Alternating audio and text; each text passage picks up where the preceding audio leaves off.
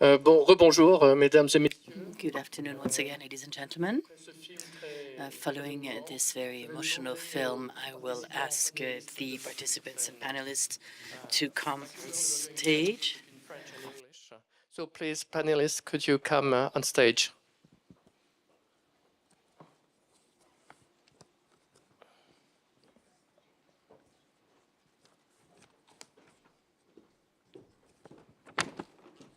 J'aimerais vous les présenter. I'd like to introduce them to you. Alors, je vais commencer par... So I will start by Hiba Qasas, qui est à côté de moi. He's a very special person, I have to say. But all of them are very special persons. So, Hiba Qasas, il y a en mars...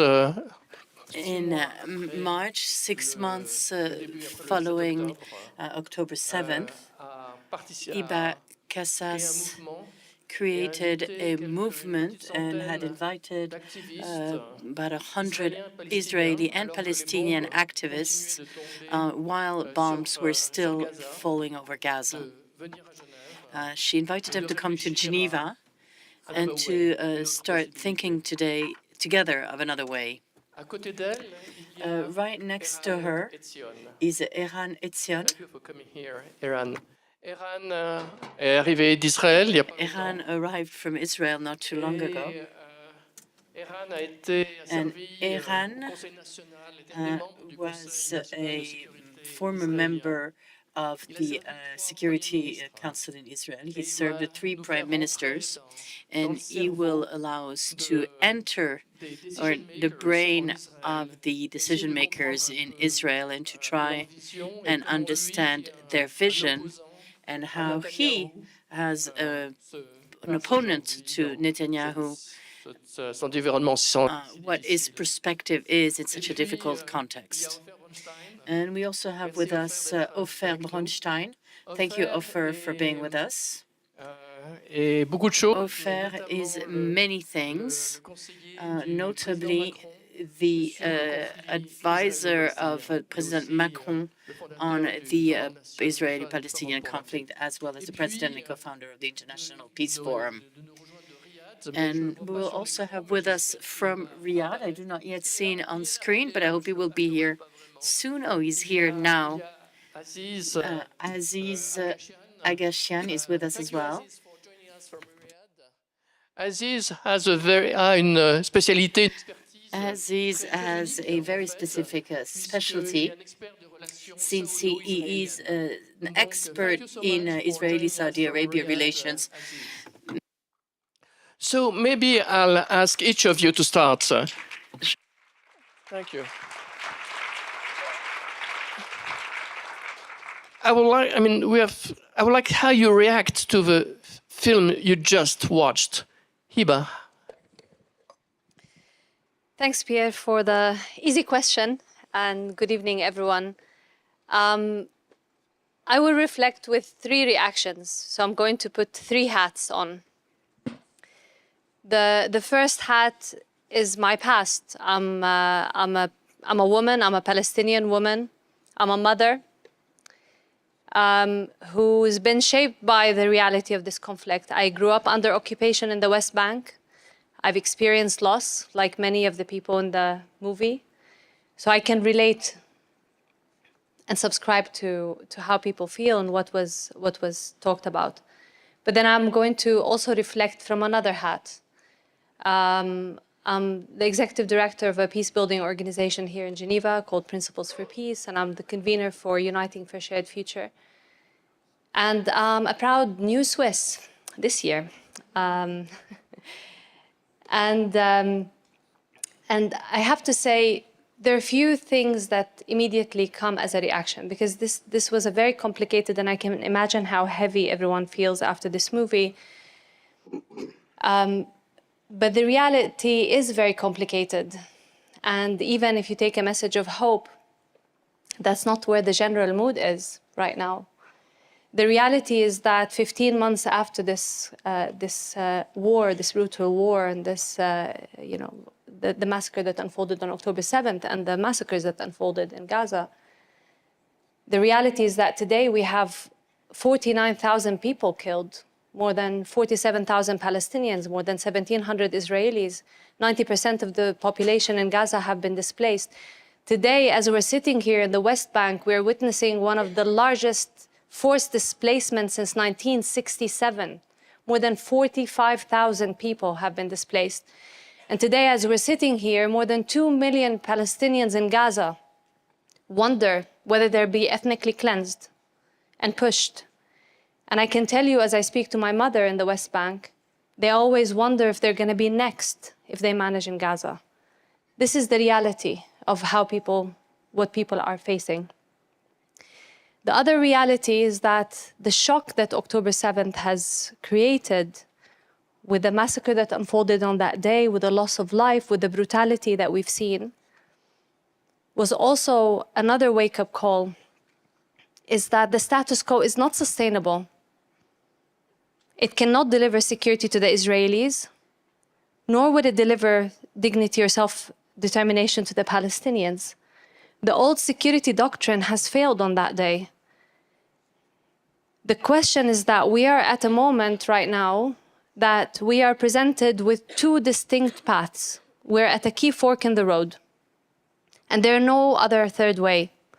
Either we continue, we go back to the status quo, we keep the occupation as it is, we even make it, we power fuel it with further violence, with vengeance, with loss, or we choose a drastically different path, which is a very different path, drastically and dramatically different, which is choosing the future, a future that is based on key principles of mutual recognition of the right of both people for self-determination, independence and statehood, for the right of both people for safety and security, for the right of both people for dignity, for the right of both people for agency and inclusion and equality, for the right of both people for dignity and for healing and regenerating themselves. Because we are a population as Palestinians who are shaped by intergenerational trauma, and Israelis are also shaped by intergenerational trauma. And this is the reality. So we're either breaking that into something that is fundamentally different or not. So where are we today? We can talk more about that in terms of the hardened public opinion, which is very, very difficult at this moment in time, which makes the psychological feasibility of a political solution seem so far away, more than ever. We can talk about the physical feasibility with settlers moving in the West Bank, more outposts encouraged by the Israeli government, and we can say the physical feasibility is also as low as it can get. Or we can talk about the political feasibility with the failure of the leadership on both sides to forge a different kind of future. And that is the reality on both sides right now. Or we can look at the fact that this has created such a tectonic shift that creates cracks that we could actually potentially forge a different kind of future. And that's what I'd like to talk to you next, when you give me back the floor, in terms of how we are actually trying to do that in our coalitions and in different groups of responsible Israeli and Palestinian leaders who are coming together to forge a different kind of future and different path. Thank you. Thank you, Hiba.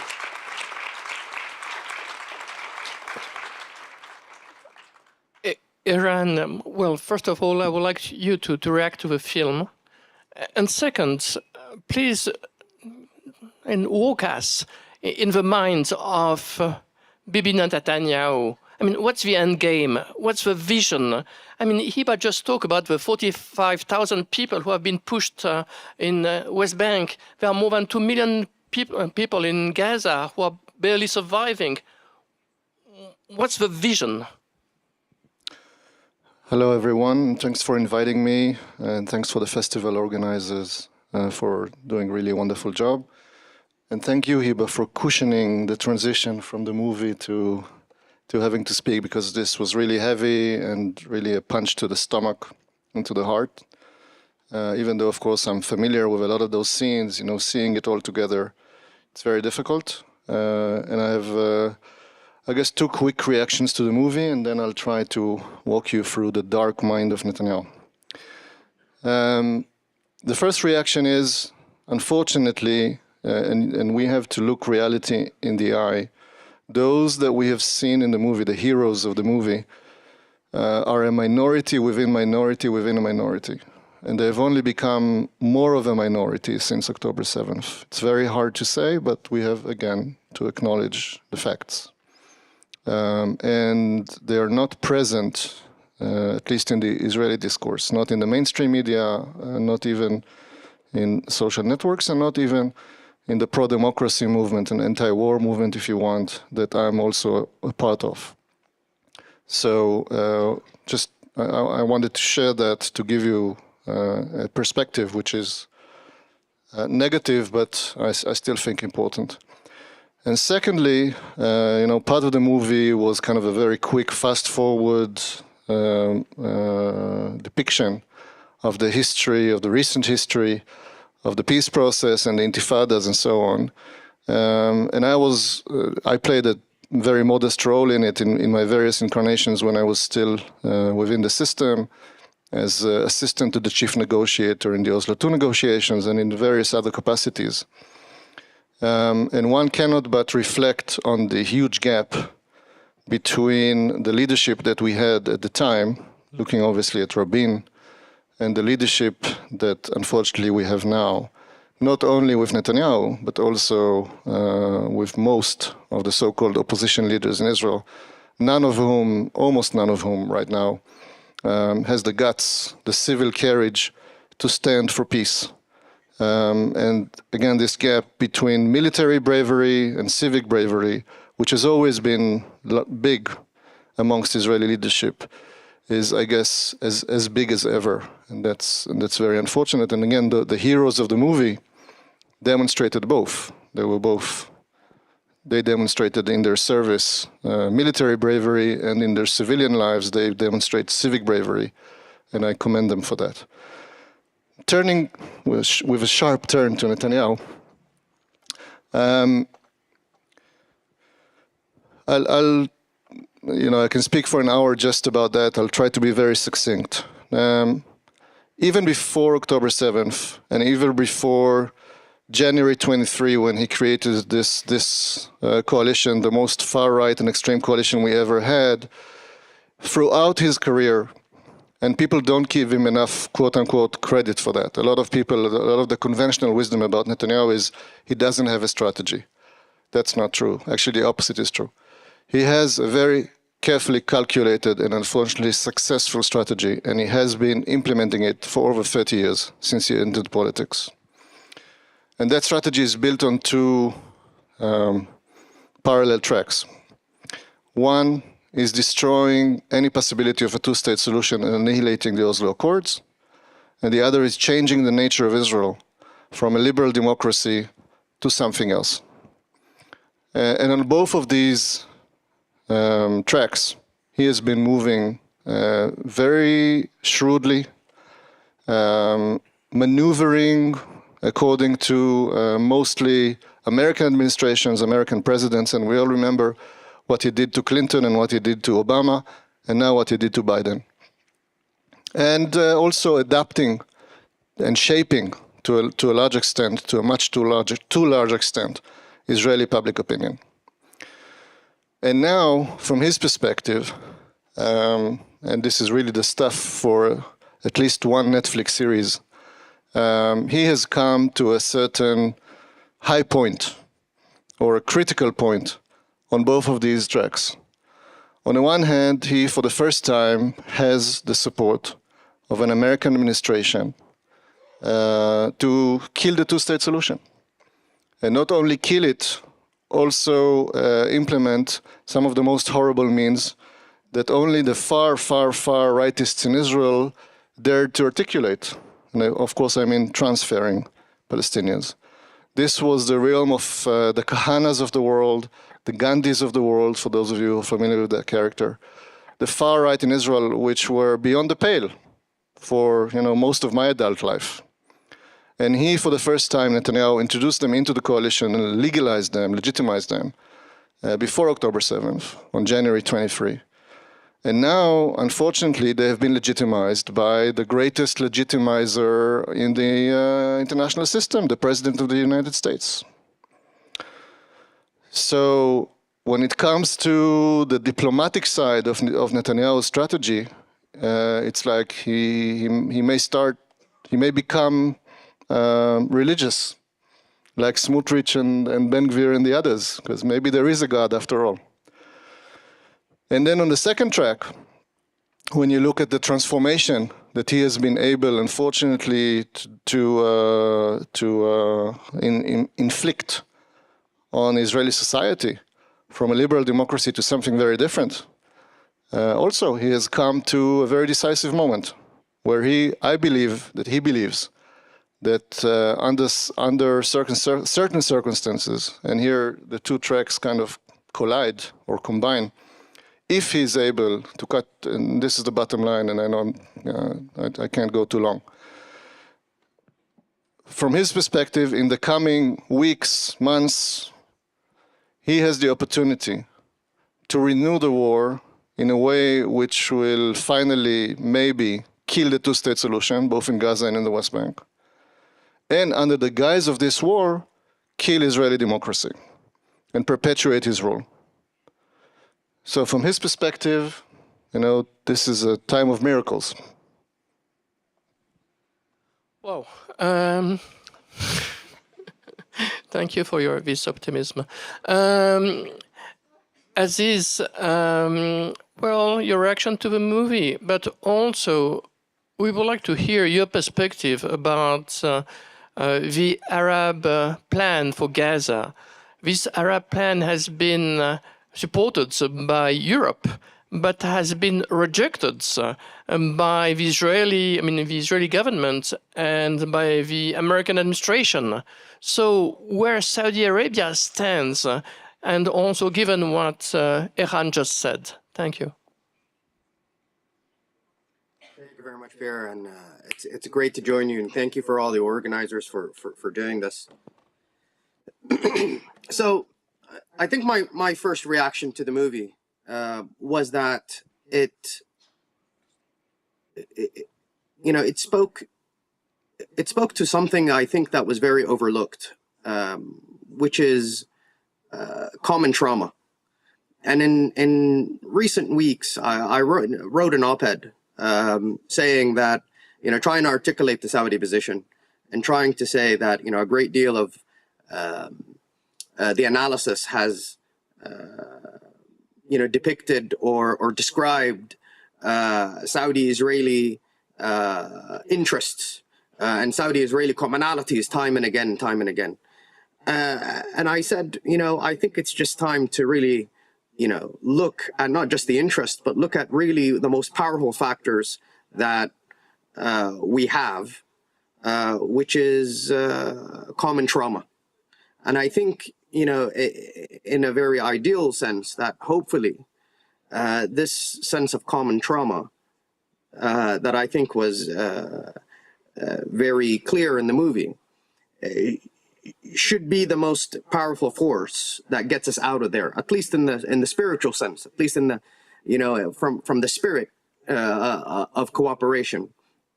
Because we've just seen this too many times.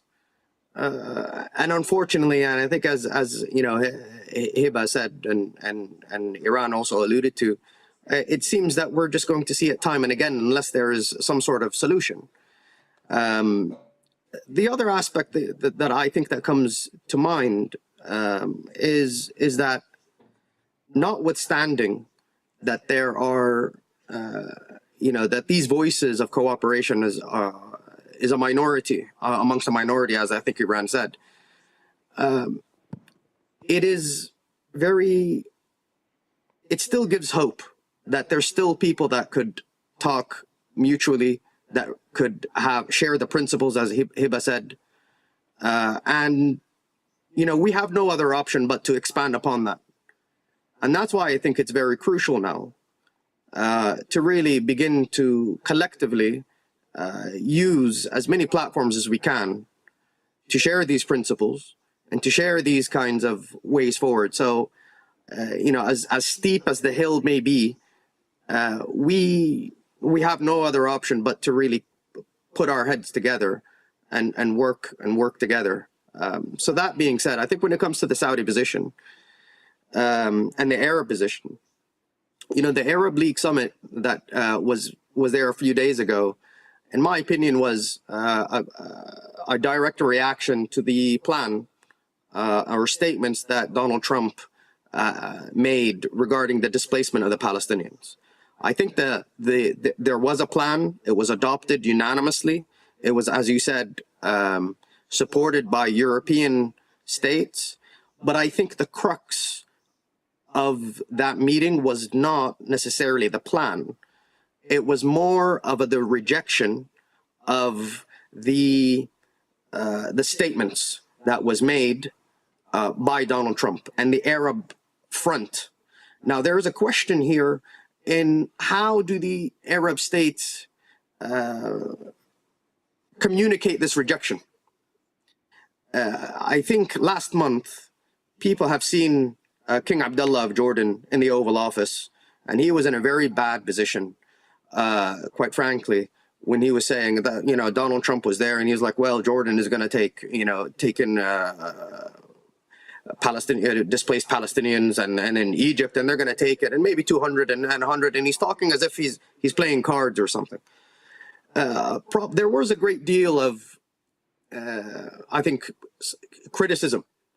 But in fact, I think when we've seen the reaction in the Trump-Zelensky meeting, we've seen that actually his statements and the way he dealt with this energy that's coming out of the White House to actually be very astute. That it was clear that he was buying time. And then he was also not just buying time, but he was waiting for the multilateral response, and not just to, share the burden, but share the risk with other kind of Arabs, and to multilateralize this kind of risk. And that is, I think, what we're going to see more and more of when it comes to the Arab responses and to the Arab kind of rejections to some of these plans. So we can anticipate more of that. When it comes to the actual plan itself, in my opinion, I think there was a plan just for the sake of having a plan. Because I think a great deal of the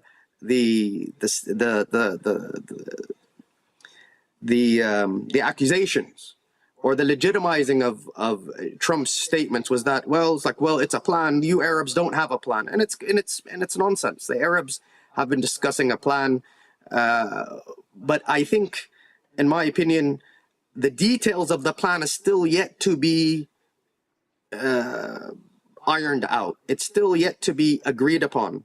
So, this Arab summit that came out of a Riyadh meeting a few weeks earlier, in my opinion, set out the framework of the Arab position and the large Arab position. There are still details yet to be agreed upon. What the disarmament of groups and not the disarmament of groups. But in fact, I think that the main trajectory now is that there will not be any accommodation of displaced Palestinians.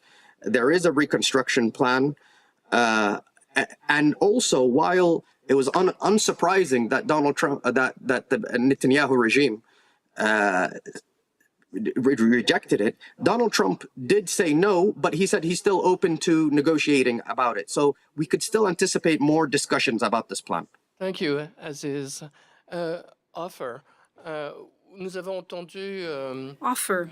notamment Eran. We heard Eran speak about the situation in Israel. He said how Benjamin Netanyahu's strategic vision is worrying. He spoke about the U.S. support. What about President Macron? We'll speak about Saudi Arabia in a bit with Aziz. What's President Macron's position given this traumatic situation, given the fact that 2 million Gazans are surviving with difficulties? Humanitarian aid has been decreased or even eliminated. So what is the leeway of President Macron, given the fact that he's running a country that is looking towards the Ukraine too? Well, first of all, I'd like to thank the organizers for having invited me. I'm extremely happy to see that Switzerland may not always be neutral, given the program that conveys values that are far from neutrality. I'd like to also thank the friends who are here, who enabled me to support them. Samira, c'est moi, David, Hiba, Pierre. I know the road is going to be long and winding today more than at any given point in time in history, but I'm an optimist at heart. Now, you asked me about President Macron, but I'd like to broaden the perspective and speak about Europe. It took Europeans 30 years, 100 million deaths, the entire destruction. They woke up after World War II and said, we will never solve our differences through war again. We will build a community. This community, to my sense, is not as federal as it should be, but our differences will be dealt with around a table. And I'm extremely proud to be a European. I'm also extremely happy that thanks to the American president and the Russian president, Europe is waking up and understands that it should be independent from either side, that it's a strength. It's probably the most important power in the world, 500 million inhabitants and citizens. Nuclear arsenal, which I hope will never be used, but is only meant for deterrence. It's there. So I'm very confident with regard to the role that Europe has to play and should play. I forgot to thank Stephen. Sorry. Thank you. Thank you very much. It's really meaningful. It's powerful. It's moving. And thank you very much for conveying this kind of message to all of us. Allow me to say a couple of words about myself. I'm Israeli, I'm Jewish. I was born in Israel. I emigrated at a young age to France, but I also have a Palestinian passport, which I'm extremely proud of. And to me, it's very logical to be both an Israeli and Palestinian citizen. There's no need to be for either one of the parties. You can be for both because we're all fighting for peace. And contrary to the impression most people have, the Israelis and Palestinians understood something after October 7th. The Israelis no longer want an October 7th, and the Palestinians don't want, again, the tragedy that is happening in Gaza. They will wake up from the war, and they will realize that the only way not to repeat October 7th and not to repeat a catastrophe as the one that is unfolding in Gaza is to take up dialogue again and to look for a political solution.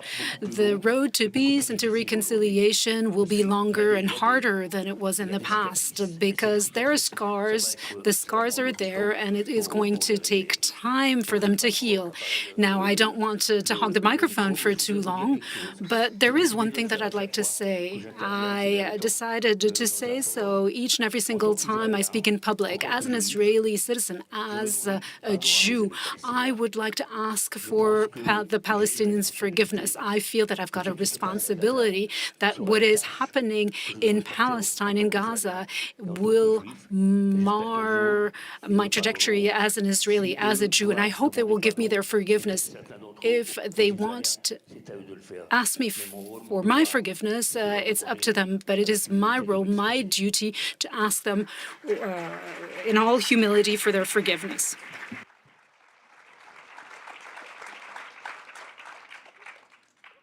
Hiba, we know that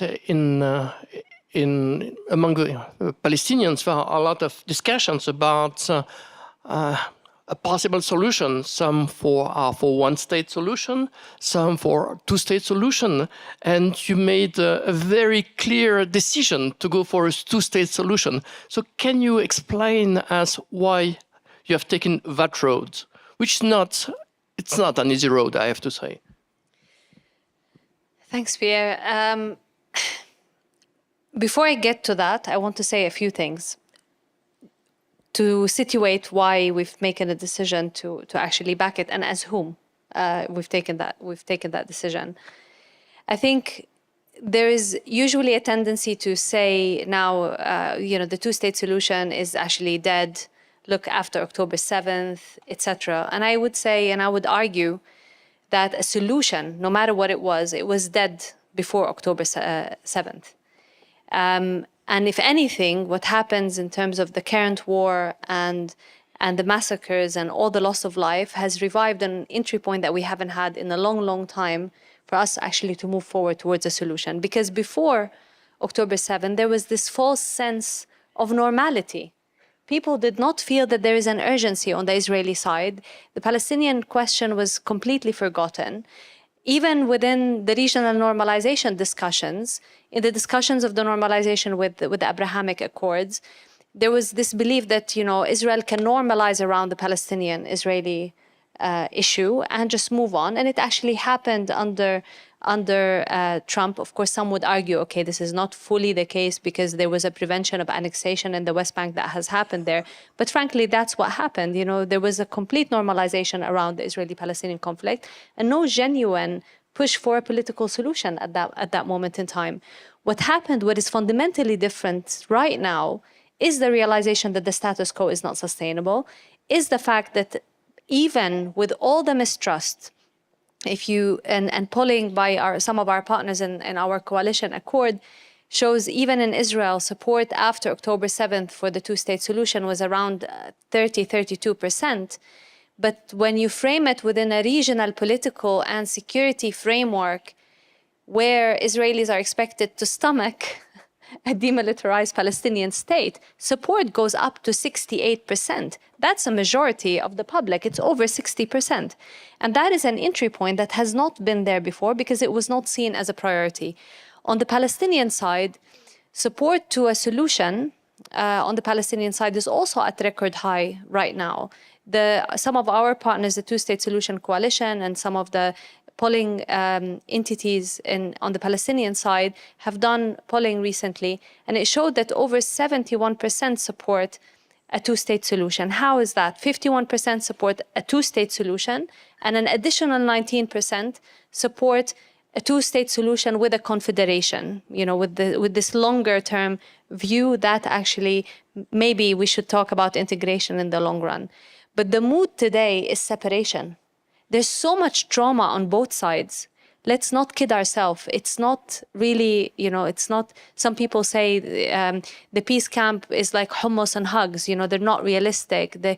It's actually the mood, and I very much agree that what we've seen today are a courageous few who are really avant-garde. The mass majority of people are not there yet, but we need to get them there based on self-interest, because in the self-interest of Israelis, peace is a security imperative. A political solution with the Palestinians is a security imperative. A regional normalization or regional political and security framework that includes and realizes the right of Palestinians for self-determination, dignity and security and safety is a self-interest and a security imperative for Israel's. And for Palestinians, it's also time to recognize that a self-determination imperative for Palestinians is to guarantee the security of Israel. So let's also understand that there needs to be also compromises on the Palestinian side and a commitment to transform, and also for the Palestinian Authority to genuinely reform. We can't have a president for 22 years. There needs to be an election. Today in Palestine, 83% of the population wants an election. This is the reality. People have a desire for democracy. People have a desire for a new kind of leadership. But even amongst the intellectuals in Palestine, it's very difficult to go into politics. Why is that? Because if you go into a Palestinian Authority that is not able to deliver basic public goods to its people, because Smotrich, the Minister of Finance in Israel, can close the tap on on tax revenues, and the Palestinian Authority cannot pay salaries. I have family members who have not had a full salary since October 7th. They get sometimes 60%, sometimes 20%. They have obligations. This is the reality on the Palestinian side. A government cannot provide basic safety, cannot provide any basic public good, because Israel has control, because it's under occupation. So even when people say, oh, but you know, there is no moderate leadership in Palestine, it's nonsense. You know that you're going to be set to failure if you enter under the current environment, but there is. And this is what we've been trying to do with this effort of uniting for a shared future. Very soon after October 7th, we came together, and I'm looking here at some friends in the room who were with me from the very, very beginning, David and Mehra, Leila and Arun, and my chairman somewhere in the audience, Yves D'accord. You know, we started very, very early on to think, how can we respond to this? Because we have a sense and a realization that the status quo is not sustainable, the leadership is failing, and maybe it falls upon us, the people, but those people who have connections to questions of power, politics, and incentives to come together in a pragmatic way, also driven not only by shared values and principles, but by self-interest and love for our own people, to say what kind of future do we want. Israelis and Palestinians have very different national and historical narrative. We can never agree about that. We have often very different reading of the present. But where we can find a common ground is around a vision for the future. And this is how I met these also three wonderful gentlemen around me, as we're thinking of how do we actually form a bloc, a constituency of key people and more people that is united around a common vision for the future, that is anchored in concepts of mutual recognition of the right of both people for self-determination, independence and statehood, safety and security, dignity, agency and inclusion, and trust through healing. And to work together at the political, at the economic, at the public opinion level, so we become a constituency that cannot be ignored, understanding that it's very difficult today. The mountain has gone so much steeper, so much harder.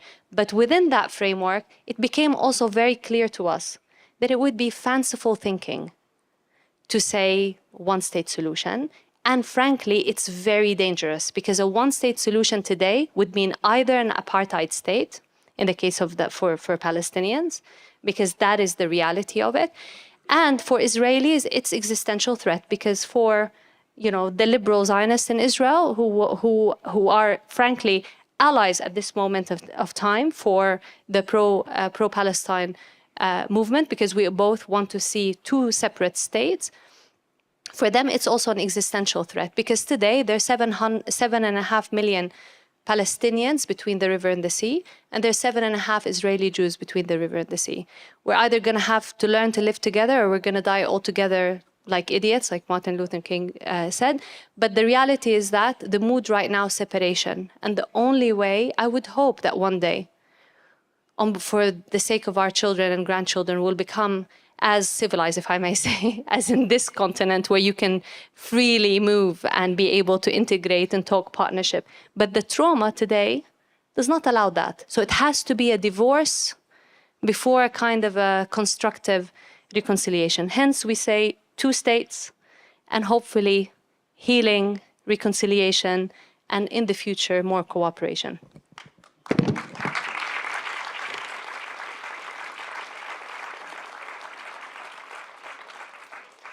We are facing a very asymmetrical warfare, but symmetrical fears. 90% of Israelis and 90% of the Palestinians fear to be genocided by the other side or to be ethnically cleansed.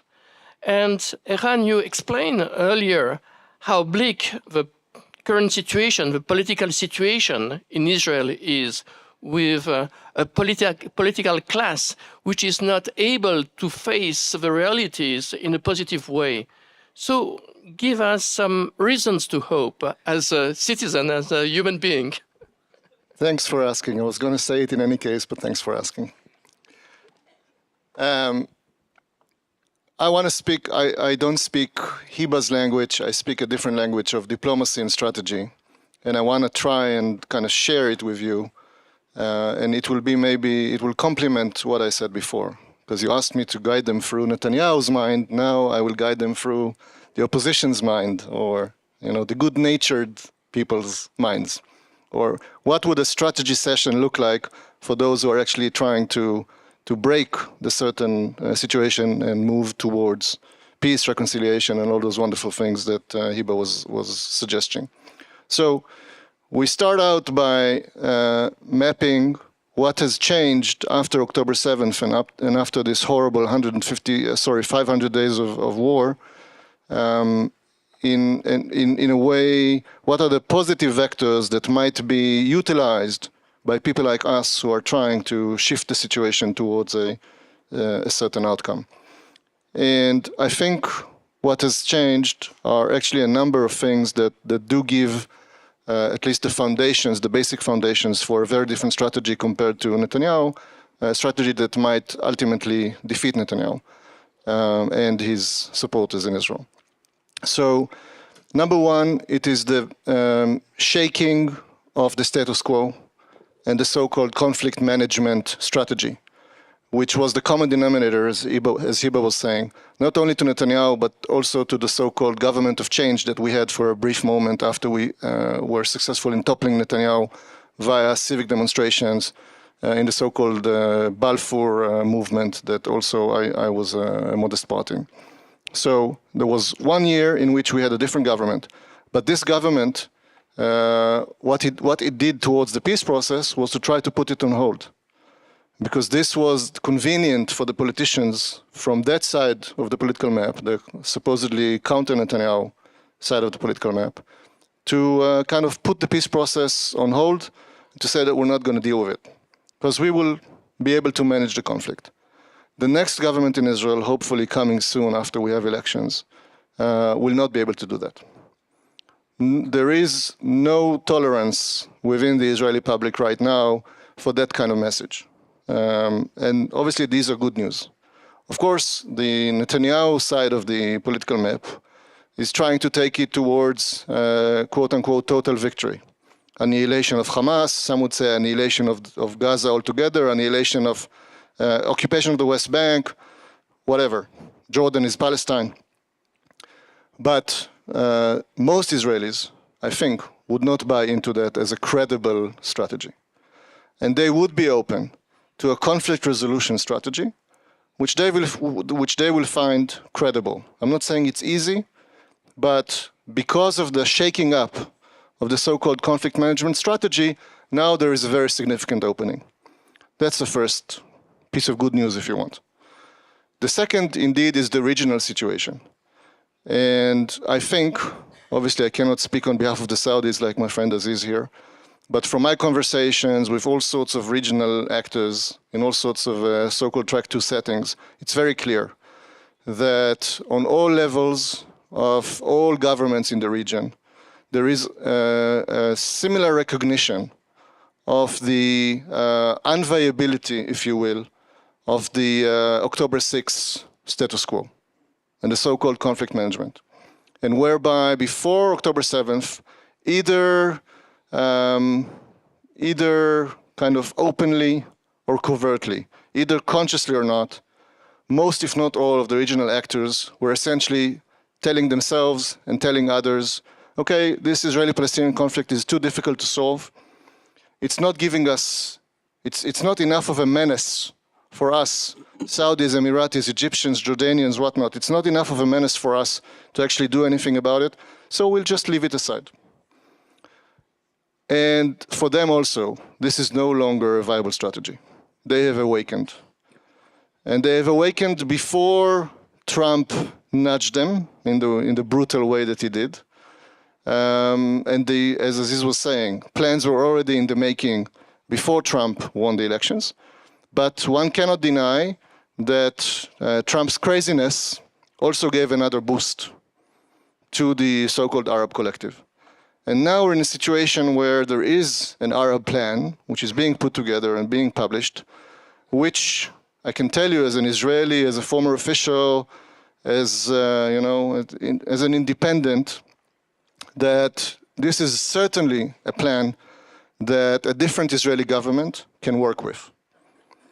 So theoretically, once we get rid of this Israeli government and we have a new government, forget about the details now because it's too complicated and many things will change by then, even if it's 90 days from now. There will be a lot of changes. But once there is an Israeli government that needs to put together a strategy, they will be able to work with this Arab plan. I'm not saying they will accept it as is, they will have reservations, they will want to negotiate, whatnot, but this can serve as a basis. And that's excellent news, because there's an Arab consensus. And once there is an Israeli partner, and obviously there is a Palestinian partner already, which will be galvanized, hopefully, if not by elections, then by regional mandate, international mandate.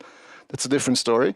But there will be an Israeli government which will be able to work with the regional coalition towards the renewal of the peace process on new and updated terms that will fit the new realities. And lastly, I know you're looking at me in this look that I have to finish.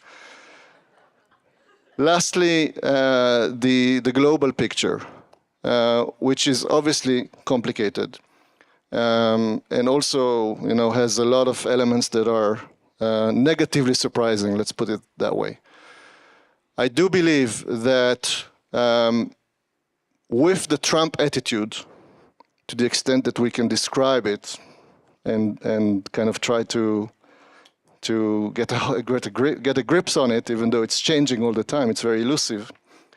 I think in a situation where there is already an Arab consensus with an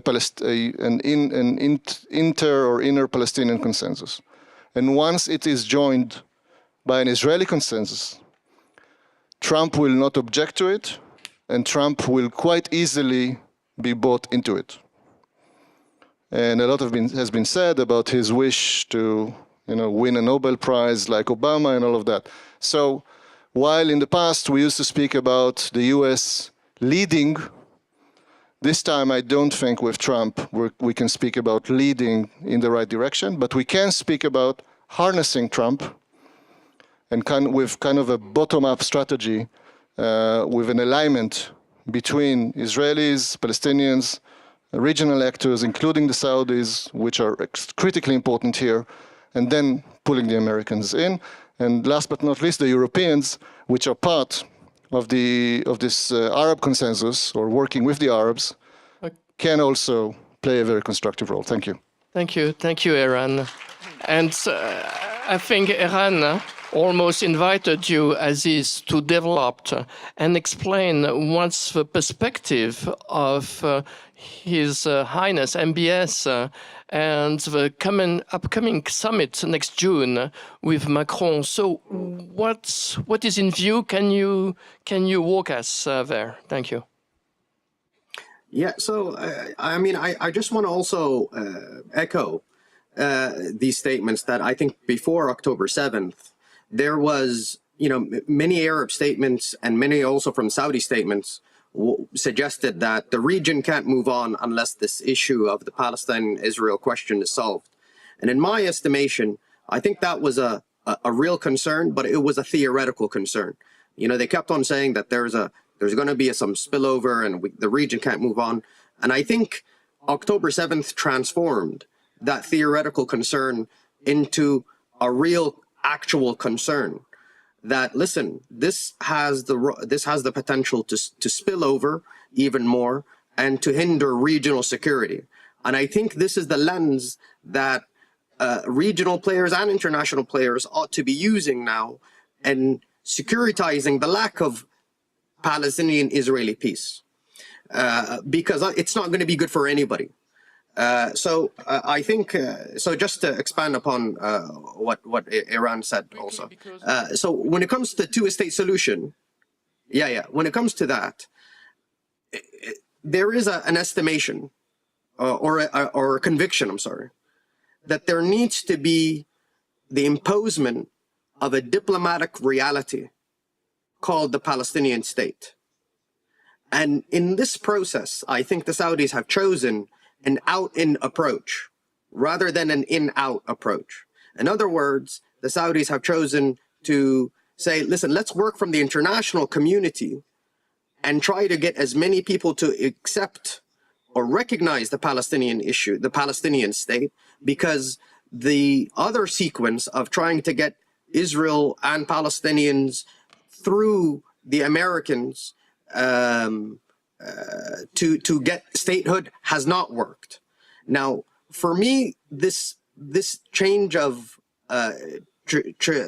trajectory, or this different path, this out-in path, in my opinion, also allows there to be opportunities. Now, clearly, the Palestinian-Israeli landscapes are for peace and discussion of statehood is still very controversial at this moment. But this is an opportunity for not just Israeli integration into the region, which we've been hearing a great deal of, but I think this is an opportunity now, and this is what my research focuses on, is the integration of the Palestinians into the region, because I don't think they are integrated enough. And therefore, this is an aspect that's been overlooked. So here, I think one of the ways in which we could work in the very near term and the middle term is to help start, a regional cooperation in building the necessary providing the necessary building blocks for Palestinian statehood, whatever that looks like. Okay, Aziz, we we need sorry to strengthen to interrupt. these institutions, etc. So, and that's what I had to say. Yeah, thank you. Sorry to interrupt, but I see that the clock is running fast, and we need to open to some questions. So, but yeah. I want to say a few remarks. First of all, history is not something linear. L'histoire, c'est pas quelque chose de linéaire. Il y a des moments dans l'histoire que tout d'un coup, on n'a rien. There are points in history when things are not linear, things change. And in the Israel-Palestinian conflict, there are two things that are very important. First of all, Yitzhak Rabin's assassination. I remember what Yasser Arafat said after this assassination about peace. And I am ashamed as an Israeli and as a Jew that those who called for his assassination, who encouraged his assassin, are still in power in Israel. I would never have thought in my wildest dreams that these people would come to power.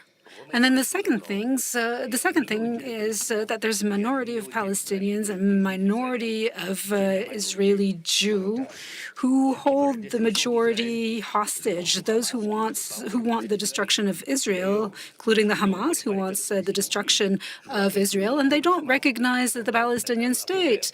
The Hamas flag is entirely green. It's not a Palestinian flag. The October 7th attacks were not called the attacks for the liberation of the Palestinian people. Motivations were religious, not political.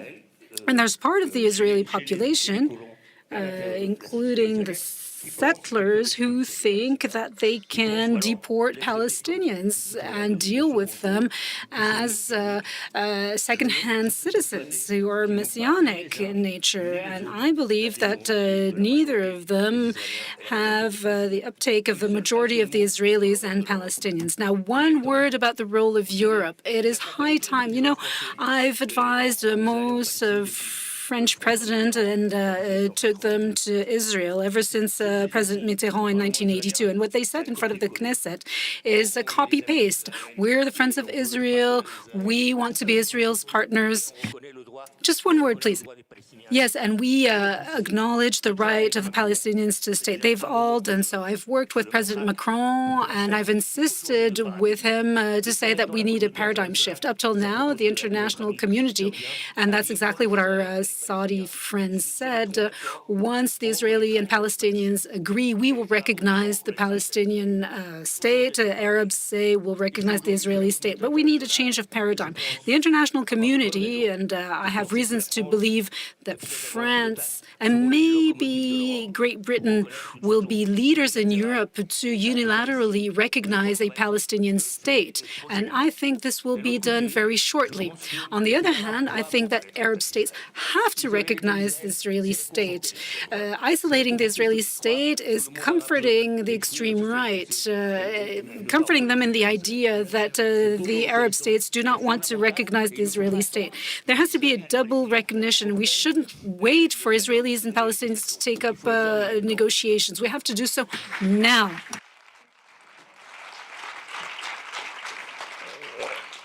Je ne voulais pas frustrer la salle aussi de... I apologize. I don't want to frustrate the room and prevent them from being able to ask questions. I'd like to know if we're able to have just a couple more minutes. Thank you. So are there any questions from the room? Yes, the gentleman in the middle. Merci, bonjour, je vais faire très vite. J'ai deux questions. So we'll try to be extremely fast. I have two questions. The first question is that you mentioned the date of 1982 and the massacre of Sabra Shatila. One might have believed that for Palestinian peace was impossible. Is the massacre of October 7th, can we imagine that in a few years after the disappearance of some leaders such as Netanyahu, can we imagine that peace might be possible in the future? And the second question, we haven't mentioned a certain country in the region which is threatened and that is also threatening others, and that is Iran. Is a peace possible? And I'd like to salute the action of all the people seen in the film. Can we imagine peace with this diplomatic issue which is not yet solved? We will take a few questions. Good evening. I'm sorry for asking my questions in English, but my French is really bad. I have a question for Hiba. You said if there is a need to go to elections in Palestine. I'm wondering today, if you were to go to elections, what would be the extent of the support for Hamas? And what would be the alternative political option? And also, I have a question for your guest from Saudi Arabia. I find it interesting that he said that Palestinians should be integrated in the Gulf countries today. Today we have a situation where in some Gulf countries, you cannot even discuss the Palestinian issue publicly. In the Emirates, you cannot wear a keffiyeh in the street without risking being arrested or being stopped by the police asking you to take it off. So how does this reconcile with your idea that Palestinians should be integrated into the Gulf countries when they are not, the authorities don't even want to acknowledge that there is a Palestinian issue? Thank you. On va prendre une dernière question. Je crois qu'il y avait une... We'll be able to collect one more question. I believe a hand was raised in the back. So I have two questions. First of all, this question has raised once again a question about the circumstances that have led to October 7th being able to happen. Was there truly a failure of the Israeli security system, or would there have been an encouragement or laxism by, in a cynical way, obviously, by the Israeli government in order to later be able to legitimate the mass destruction in Gaza? And the second question is how the situation based on how can the two-state solution as promoted by members of the panel, how could it be implemented on the ground given how fractured the territory is? Thank you. We will answer perhaps the first question. We will, for the first question, we'll turn to Hiba about the question of Hamas and what is the popularity of Hamas right now? Thank you for the question. I think there was a polling that just finished very recently, and it was asking around governance arrangements post the war, and it really struck me to see what were the findings from Gaza, and only under 6% of Gazans wanted any role for Hamas in the future governance of Gaza. Now, let me nuance it a little bit further in saying that the popularity of Hamas in the immediate aftermath of October 7th went up in the West Bank, much higher than in Gaza. But you need to contextualize it. Why? Why is that? You're talking about what was talked about, and I really thank Steve for really capturing the essence and the complexity of of the feelings of, of this trauma and being under occupation. And what that does, the immediate reaction after October 7th was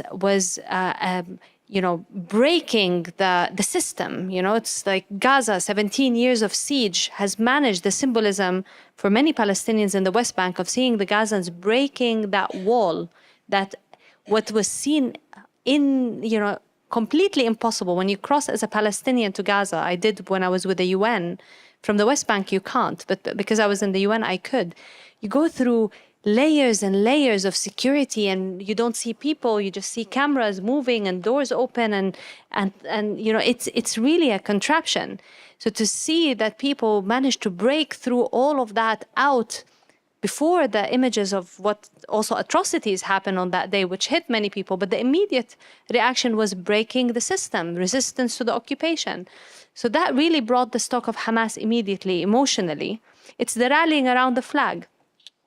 And the emotionality was high, by the way, on both sides, because also in Israel, the support to the war was incredibly high. Now, if you look at the latest statistics, actually the majority are supporting a continuation of the implementation of the deal versus a return to the war. These are normal phenomena of rallying around the flag that after emotionality settles and people go back to the rational, you start to see. So no, Hamas is not as popular.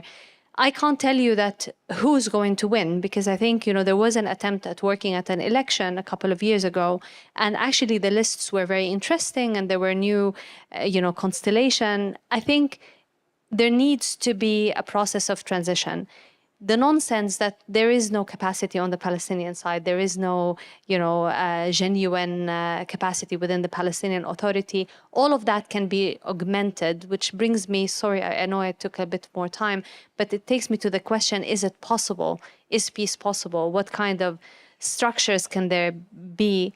Of course it is possible. And we've seen that in many parts of the world, that when there is political will to create and enable the creation of a state institutions, there can be mechanisms to support the capacity of governments to deliver to its people, to provide security guarantees, to provide also peacekeeping. There are models of how that works, and this is where the regional actors' role are very important here, and where we have actually an opportunity, in my opinion, to advance the solution. Thank you. Eran, on Iran. Yes. Before Iran, about Iran. Related to what Hiba just said, and I throw that back to the theoretical European scene. Back in Oslo, the Europeans' major contribution to the peace process was actually helping build the Palestinian Authority in terms of its constitutional nature, its democratic values, structures, and so on. And I think this time around, given what the lessons we have learned, all of us, including Europeans, about democracy, about structures, and that we're learning currently, should also be implemented to the Palestinian-Israeli scene. And there's a lot, I think, that Europe can contribute to that, and it's important. And I also agree that there needs to be a transition period whereby we will have a legitimate Palestinian body controlling Gaza, which will not be democratically elected, but will have to be legitimized by other means. Relating to Iran, I think the Iranians are at their lowest point right now due to everything that happened after October 7th and due to other developments in the regional and international scene. And I think also this is part of the good news, despite the kind of overall dark picture. As I said, there are some promising anchors that we can build on, and this is one of them. Iran now is at its weakest point. It has lost its so-called choking ring or ring of fire around Israel to a large extent. Hezbollah still exists, but it's weakened. Hamas is tremendously weakened, Islamic Jihad in Gaza. The Syrian regime is no longer there. So there are a lot of vulnerabilities now from an Iranian perspective, and of course, they're very smart. They're very cognizant of these facts. And they are looking for, if you want, a way out. I believe still that they are looking for an agreement with the Americans, and I think Trump is also interested. And I think there's an interesting avenue there, and this could be part of the reshaping of the region with a new regional security architecture based, on the one hand, on this whole regional agreement between Israel, the Palestinians, the Saudis, and the other Arab countries and Muslim countries, OIC and all of that. And on the other hand, an agreement between the great powers, first and foremost the Americans, but all the great powers and Iran, to which, and this is a novelty, I think also Israel should be a party to. I don't have time to elaborate, but this is what part of the missions for the next Israeli government. I believe, Aziz, there was a question for you regarding the ambiguity of Gulf states regarding the Palestinians. Yes. Yeah, it's a good question, and it's a fair one because there's been a great deal of reporting about this, and I think a lot of the reporting has been very, have missed the mark. I'll be very quick here. I think to answer the question directly, there's 2 points. Firstly, there is a lack of a protest culture in the Gulf region. And I won't say even in the Gulf region. I mean, you could look at Bahrain, maybe Kuwait, yes, but in Saudi Arabia and the UAE, protesting is not something we can do, but not something we want to do most of the time. So that's one thing. So a lot of people said, well, there aren't any protests in the street, therefore you must not be supporting the Palestinians. And I think this is a very bad conclusion. It's not a right conclusion. The more important one, and the second reason, it is that it is a security question. You know, a lot of people do not acknowledge or even appreciate enough the fact that Saudis, in particular in the Gulf, have been targeted by terrorism throughout their history, throughout our history. And a lot of the times when we were at the receiving end of this terrorism, they instrumentalized the Palestinian issue a lot. The Palestinian issue and our relationship with the United States, and the United States is supporting Israel, was laced in their discourse. And therefore, the outward kind of supporting of flags, etc., has potential. There is an anxiety that this could snowball into something else. This speaks to the most important point also, which is the fact that this lack of Palestinian-Israeli peace has the potential to create security problems within Arab states' borders. And this is why it's becoming crucial. And that's something that actually the Saudi Crown Prince alluded to in an interview in the summer, where he said, well, you want me to normalize relations with Israel? You remember what happened to Sadat? And he mentioned this, and he knows what he's talking about, you know? So the idea that, this is a security issue should be really acknowledged, and it's not enough. It's not acknowledged enough because a lot of the times people just dismiss it and say, you know what, the Saudis really don't care, and they have to care. Thank you, Aziz. I will use my privilege as a moderator to ask a question to Ofer. Pouvez-vous nous dire pourquoi? Could you tell us why President Macron took this initiative with MBS and what the strategic objective is? Well, I'd like to come back to the issue of Iran. Well, in theory, we need to finish in about 42 seconds. Yes, but you know, I come from a colonizing country. And I'd like to come back to the issue of Iran. Yesterday we were celebrating International Women's Day. And I'd like to tell you why it's fundamental. To me, the world is divided into two parts. There are those who are fighting for equality between men and women, and those who don't, if I want to think in binary terms. If we want to fight for human rights, we need to fight for women's rights. Otherwise, we'll never win the fight. This is why this leads me back to Iran. I'd like to remind myself Saudi friends that in 1979 they were attacked by Iran very frontally, and their great friend in the world was completely absent. The United States did not react at all. The Saudis understood that they couldn't always count on the U.S. With the help of the Chinese, they were able to take up their diplomatic relations with Iran. Iran said so. The Iranian regime is dying. The Iranian population is absolutely exceptional. Women in Iran should be a source of inspiration for us all. And I think we should encourage, it might be something we need to do, we need to encourage relationship between civil society organizations between the countries of Israel and Iran, because peace with Iran will be a game changer in the region. And I'd like to remind you of a historic fact. The first Muslim country that had diplomatic relations with Israel was Iran. It was the case in the past, and it could be the case in the future again. Now, the role of Europe and the role of President Macron, I think Macron will be doing what he can, and an opportunity opened up to Europe recently to devise a common policy, and I think it will be the case in the context of the Israel-Palestinian conflict. I'm extremely happy to see Great Britain coming back. People think that Saudi Arabia and the Arab Initiative that was born in Riyadh is absolutely essential for reconciliation in the region. The Saudis, the initiative of the Arab League, we see the parameters, they're clear, recognition of Israel and recognition of a Palestinian state by the international community. And I'd like to remind you of one thing.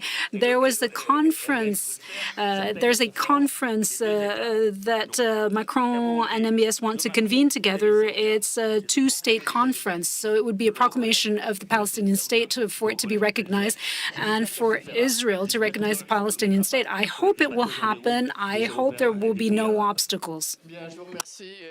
Thank you. Thank you very much. This spells the end of this session. Thanks to everybody.